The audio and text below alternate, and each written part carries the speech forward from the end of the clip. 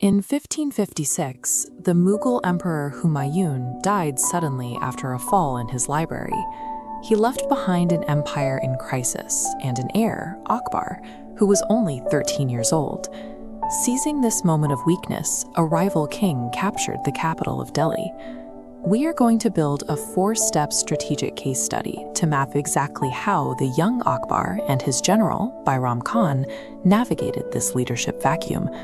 Pull out a digital canvas or a notepad. You will plot the strategy along with the video to see how the pieces fit together. This clash serves as a masterclass in responding to sudden structural collapse and overcoming extreme odds. To start your map, plot 2 points: the Mughal camp in Punjab and hostile Delhi to the south. The threat there is Hemu. Born a traitor, he rose by winning 22 battles, eventually crowning himself king. Hemu holds a massive defensive advantage. By taking the capital, he secured these ancient stone fortresses, creating a formidable barrier against any Mughal return.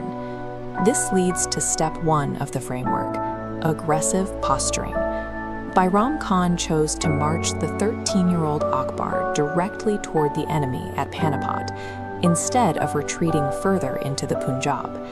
In a crisis, moving to contain the threat often proves more effective than a retreat that signals total collapse.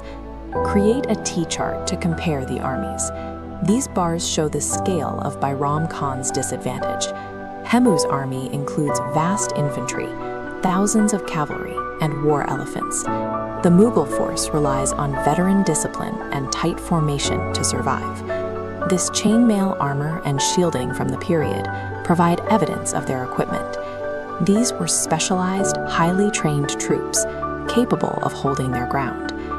Numbers can be neutralized if the smaller force stays in formation and refuses to scatter. On November 5, 1556, the two sides met at Panipat. Draw the initial battle lines on your map. The engagement began with a violent surge as Hemu's elephants crashed into the Mughal lines. The pressure on the formation was immediate and intense. Step 3 is absorb the impact. The Mughals were forced back, but they kept their units together. By refusing to break, they remained an organized fighting force, even as Hemu's army began to overextend. Survival during the first shock of a crisis depends on keeping soldiers with their officers. The priority was holding the organization together, even while losing ground. Then, a random event changed everything. A single stray arrow flew through the chaos and pierced Hemu's eye. Hemu fell unconscious. Troops lost sight of him. Coordination completely vanished, replaced by sudden panic. Note: Step 4 is execute the counterattack. Bairam Khan saw the enemy's confusion and immediately ordered his disciplined lines to move from defense to offense, enveloping the fractured units.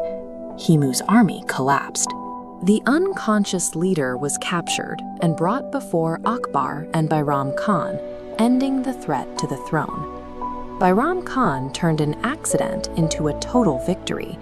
He didn't wait around for the dust to settle on the battlefield. He struck the exact moment the enemy lost its focus. Take a look at your completed 4-step diagram. This map shows how a leadership crisis was resolved through aggressive positioning and tactical patience. This victory secured Akbar's throne, allowing the empire to expand across North India for a century and a half. The core lessons remain: merit builds power, an accident can destroy it, and the outcome is decided by those who stay organized under pressure. The map of India changed because Bairam Khan and Akbar held their ground during the initial charge and exploited the opening the moment it appeared.